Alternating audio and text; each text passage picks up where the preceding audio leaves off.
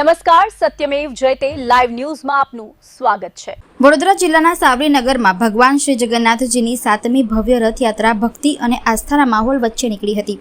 ગાયત્રી મંદિર ખાતેથી પ્રારંભ થયેલી આ રથયાત્રામાં ભગવાન શ્રી કૃષ્ણ, ભાઈ બલરામ અને બહેન સુભદ્રાજીની નગરચર્યા કરાવવામાં આવી હતી।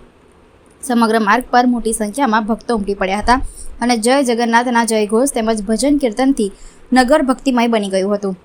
રથયાત્રા નગરના મુખ્ય માર્ગો પરથી પસાર થઈ ભીમનાથ મહાદેવ મંદિર ખાતે પહોંચી હતી, જ્યાં તેનું સમાપન કરવામાં આવ્યું હતું।